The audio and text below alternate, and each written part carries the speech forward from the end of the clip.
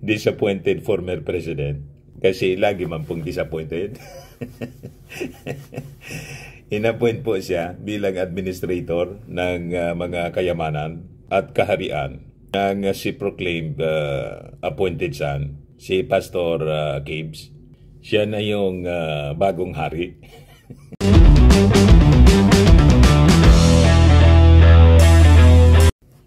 Namumuro na mga kababayan si Pacquiao, Pastor Kibuloy. Bakit niya Mr. Maravillas? Sabi nga sa Bible, the writings on the wall is, becoming clearer and clearer. Mene, mene, tekel, oparsin. Ano yun, Mr. Maravillas? Yun ang writings on the wall na nasusulat po sa Daniel. The Book of Daniel, mga kababayan. Tinimbang ka, ngunit kulang. At kailangan ang inyong kaharian ay magtapos, mga kababayan. Bakit niya Mr. Maravillas? Kasi ito po yung balita ngayon, published by Politico News. Sabi dyan, with US closing in on Kibuloy, Rodi Duterte named Administrator of Kingdom of Jesus Christ Properties. Inappoint po si Maudigs bilang administrator po ng kaharian ni Pastor Gibbs. Inappoint ng disappointed son. Yan po, mga kababayan. FPRRD appointed as new property administrator of Kingdom of Jesus Christ. Kingdom of Jesus Christ Media Arm, Sunshine Media Network International, announced former President Rodrigo Duterte's appointment in view of the arrest warrants against its founder, Apollo Kibuloy. So, yan po ang mga pangitain. The writings on the wall is becoming clearer and clearer. Sabi sa Daniel 5, verse 25, Mene, mene, tekel opharsin. God has counted the days until your kingdom will end. Yan ang ibig sabihin po ng mene. Yung tekel, mga kababayan, sa mene, mene, tekel, tinimbang kaan niya, ngunit kulang. You see? And yung ibig sabihin ng oparsin, your kingdom is being taken from you. Pero adya Mr. Maravillas, yung kaharian niya, ipinasa kay Maudigs. May bagong king. Administrator, mga kababayan, pati po si Maudigs, malamang yung kanyang mga araw ay patapos na rin. What if biglang magbago yung isip ng ating Pangulo at biglang papasukin na yung ICC? Ikaw na naman niya, Mr. Maravillas. Di ba sinabi na ng ating Pangulong Bongbong Marcos na hindi niya papayagan? Sabi po, mga kababayan, sa matagal ng kasabihan, nothing permanent in this world, only change. Kung biglang magbago yung hangin. Yung ihip ng hangin, mga kababayan, di ba? But before ko sa inyo ibigay yung full story ng mga balitang yan, pati yung kalagayan ng ating First Lady Imelda Romualdez Marcos, kasi di ba nagkasakit, nagka-pneumonia. Click subscribe muna dito sa ating YouTube channel and hit the notification bell para lagi po kayong updated sa mga kaganapan dito sa ating bansa. Like and share na rin po ninyo ng ating video. At huwag na rin po ninyo na skip yung ating mga commercial ads para tuloy-tuloy lang ang pag-unlad ng bagong Pilipinas.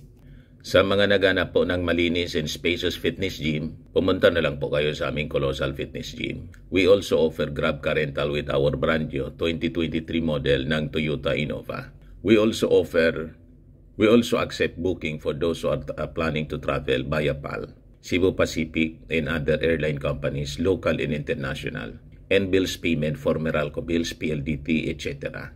Ang Colossal Fitness Gym is located at 3rd floor, Security Bank Building, Lanco Business Park, Legazpi City, Albay. For inquiries, look for Chilon Maravillas. Contact number 0966-802-0949. Yan po yung aming Innova. Lagi na pong matao sa amin. Na-set up na rin yung aming mga bagong gym equipments. May treadmill na rin po kami. Ito naman po yung bago naming product na binibenta online.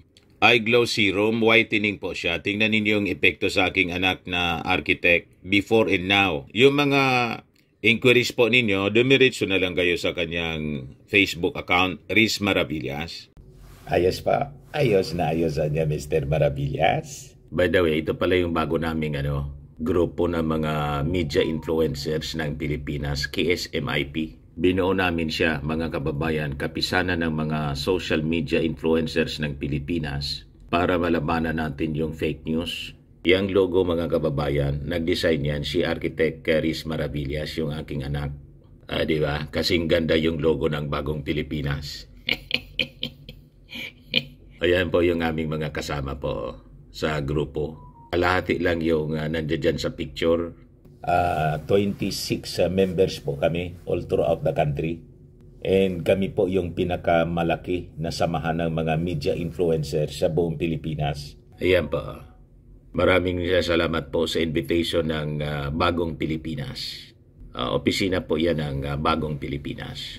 Na-invite po kami. Ayos? Kasama niya, lagi mo niya Mr. Maravillas, kasama si Mrs. mo. May channel din po siya, pati yung aking anak na si Queenie. Kasi po yung channel namin po, 6 po yung aming channel sa YouTube at Facebook. Siyempre, party-party. So yung objective namin po, para yung mga sources natin na mga information po, credible po siya. Reliable sources po. From the horse's mouth, ika nga. Galing mismo sa ating Pangulo, galing mismo sa Presidential Communications Office, in other agencies of the government. Hindi yung mga kung ano-anong marites po, na ang objective manira ng ating gobyerno. So kung gusto ninyo ng mga reliable news and information, dito po kayo po makinig sa amin sa aming grupo, kapisanan ng mga social media influencers ng Pilipinas. Yan po. Ayos. Ayos na niya, Mr. Maravillas. So ito yung balita, mga kababayan. The appointed son has appointed. Daddy's appointed. Kala ko niya, Mr. Maravillas. Mali pala, no? Daddy's appointed son. Has appointed. The another disappointed. Disappointed former president. Kasi lagi man pong disappointed. Inappoint po siya bilang administrator ng mga kayamanan at kaharian ng si proclaimed appointed son, si Pastor Gibbs. Siya na yung bagong hari. Yung dating hari ng Pilipinas, dating Pangulo, di ba, ang kanya, ang equivalent, mga kababayan yan sa isang kaharian, presidente. So dating hari, siya na ngayon ang pinaniwalaan. Kasi sa kaharian ni Gibbs, doon sa Davao, at iba pang mga properties, mga kababayan, sa Pilipinas, pati siguro sa ibang bansa, di ba may mga properties din sa sa ibang bansa si Pastor Gibbs, kasi napakayaman. Si Diggs na po yung administrator, kasi tinutugis na po si Gibbs. Yan ang sabi rito, with US closing in on Kibuloy, Rodi Duterte named Administrator of Kingdom of Jesus Christ Properties. Talaga niya, Mr. Maravillas, magbarkada sila. BFF po, forever. Best friend forever. Parehas po yung pagkatao nila. Parehas mabagsik. Parehas habulin po. Parehas sinahabol. Si Maudig sinahabol ng ICC. Si Pacquiao po inahabol din po ng Amerika, ng CIA, ng FBI, pati ng Senado at Kongreso, kasi kinontem po. Pero anya, Mr. Maravillas, dinefend ng mga senador. Marami po na mga defenders yung dating, hindi yung dati pala, yung appointed son. Ayan po, yung mga defenders ng alleged rapist, sabi dito, senators defend alleged rapist. Di ba niya, Mr. Maravillas, apat yan, kasama si JB Ercito. Biglang umatras po si JB. Sabi rito sa balita, President Rodrigo Duterte has been named as the Administrator of Properties of Kingdom of Jesus Christ on the heels of California's judge's order to unseal the arrest warrants against embattled religious leader Apollo Kibuloy. Duterte's appointment was announced Friday by Sunshine Media Network Incorporated. Ngayon lang po, yung KOJC's media arm po. The self-proclaimed appointed son of God is the former president's spiritual advisor. No other details about Duterte's new role is available as of posting time. Kibuloy founded KOJC and is considered as SMNI's honorary chairman, though his name does not appear in recent corporate document as an officer. Kaya nga po, yung Kongreso ay gusto siyang paharapin. Sinubbe na po siya ng Kongreso sa investigation po sa SMNI, sa violations po ng franchise ng SMNI na binigay po ng Congress.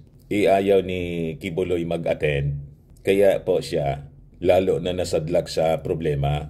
Yung sa Senado, alam na ninyo po, yung alleged sexual abuse and alleged human trafficking po. O ngayon, lumabas sa balita po na inunseal na ng US District Court yung arrest warrant laban po sa kanya. Kaya pa siguro na si Kibuloy, inappoint na po si Maudix bilang administrator ng kanyang kayamanan. So sabi dyan, in an order dated March 1, 2024, Central District of California Judge Terry Hatter Jr. ordered the unsealing of the arrest warrants issued against Kibuloy and his co-accused for sex trafficking, fraud, and bulk cash smuggling charges. Matindi po yung kinakaharap na mga kaso ni Pacquiao. Pero anya, Mr. Maravillas, todo tanggol yung mga senador. Isabi po ni mamaya na ibigay ko sa inyo yung mga sinabi ng mga senador. The move might be the prelude for the United States government to start extradition proceedings for Kibuloy, American lawyer Lara Gregory told GMA News. The embattled religious leader is one of the Federal Bureau of Investigation's wanted list. Is on the Federal Bureau of Investigation's wanted list. Kibuloy has gone into hiding after the Senate and House of Representatives issued subpoenas requiring him to attend the respective hearings on the allegations against him. He claimed that the U.S. government is working with the Marcos administration to have him assassinated. Yan yung mga aligasyon ni Pacquiao. Gusto daw siyang ipatumba.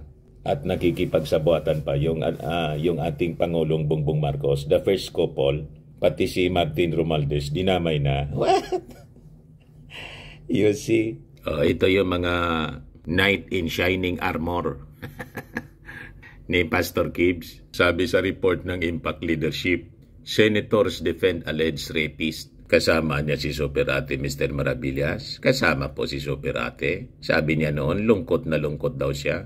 Sabi dito, gusto natin bigyan siya ng pagkakataon. Higit sa lahat, ang pagkakaintindi ko, meron na rin mga kaso na pinila sa korte. Kaya't siguro huminahon tayo at huwag naman natin inaapi yung tao. Sabi po ni Superate, Senator Amy Marcos. Wala man pong nangaapi kay Senator Amy, kay Pastor Kibuloy. Sabi nga ng kapatid po niyo,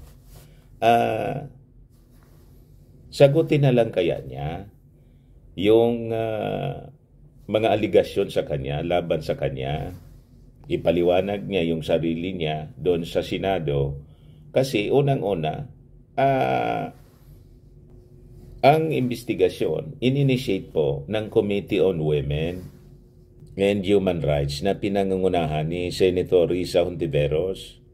May mandato doon si may mandato doon yung kasama mong senadora. May obligasyon siya. Alam na alam mo yan kasi kapwa mo senador. Tsaka sabi ng inyong ading, di pag naipaliwanag niya yung sarili niya, di tapos na. Di ba? Kaysa ito, nagtatago siya. Siyempre yung nagtatago, hinahanap. Nagtatago, kaya wanted siya.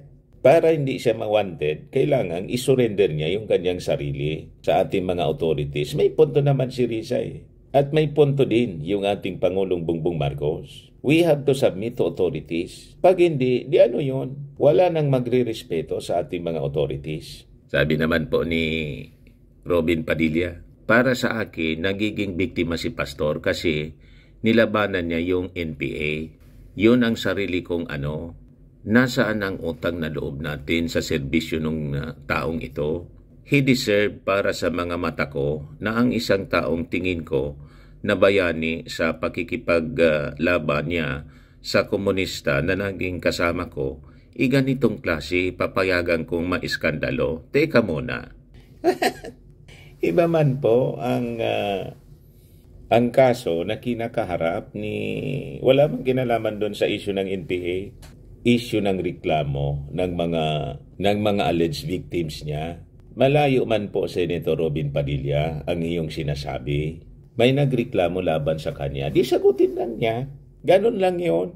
Tulad ng nangyari sa inyo po, may kaso kayo na illegal possession of firearms. Di ba nakulong po kayo? Anong ginawa ninyo?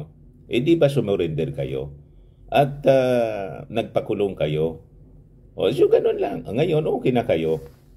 Kasi napardon kayo, naging number 1 senator pa. Ganun lang naman ang buhay dito sa mundo. Pag hindi mo hinarap yung asunto, paano makiklear yung iyong pangalan? Kung alimbawa si Pastor Gibbs, walang kasalanan tulad ng inyong paniwala. Di ba? Importante dumaan sa tamang proseso, just like Laila de Lima. Dumaan sa proseso, nakulong ngayon, nakalabas na. Si Jimmy, ganun din. Si Jingoy Estrada, ganun din. May kaso pa pala, si Jingoy.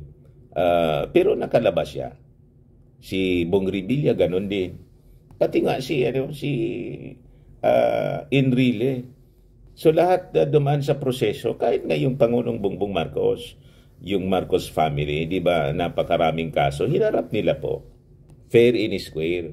So yun ang tamang proseso. Mali yung mga advice ninyo Sabi naman ni Cynthia Villar, kaibigan ko si Pastor Kibuloy.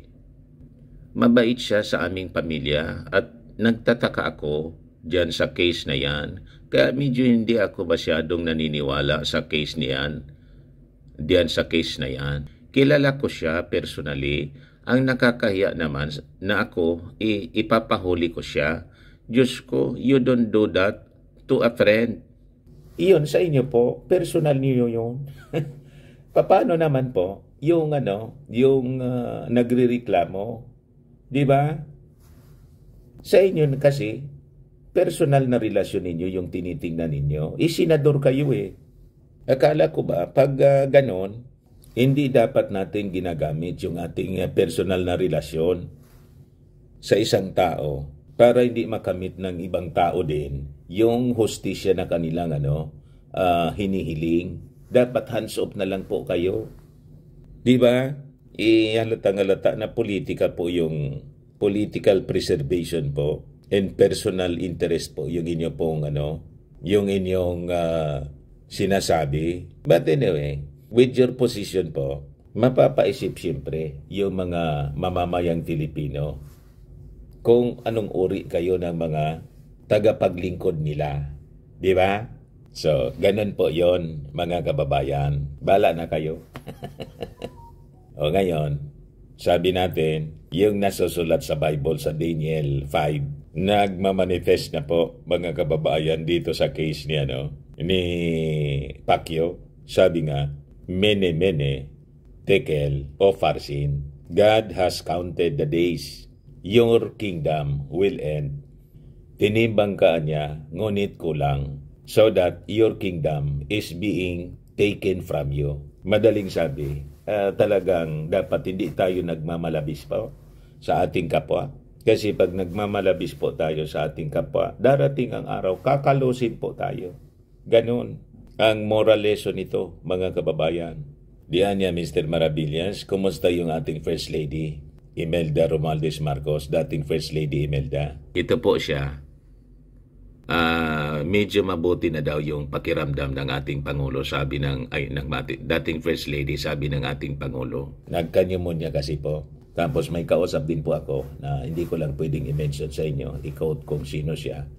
Isang mataas na opisyal po ng ating gobyerno, kausap namin ni Mrs. kahapon. Maraming salamat po pala, Madam, for the lunch. Ang sarap pala ng Ilocano food. Nakalimutan ko lang yung pangalan ng kinain naming Ilocano food. Napakasarap pala. Ayun, tinanong ko sa kanya kung kumusta yung kalagayan ng First Lady, former First Lady Imelda Marcos. Sabi niya, nakarecover na niya, Mr. Maravillas. So yan po, napakaganda pa rin ng ating First Lady. So sabi diyan, Ferdinand Marcos Jr., President Ferdinand Marcos Jr. said his mother, former First Lady Imelda Marcos, is feeling much better after being hospitalized for slight pneumonia and fever. So yun po, mga kababayan, para yung mga Marcos loyalist at lahat ng nagmamahal sa dating First Lady ay huwag mag-alala. Ayos pa. Ayun man lang po for now, mga kababayan. Ako po si Dante Maravillas. Bye-bye po. God bless.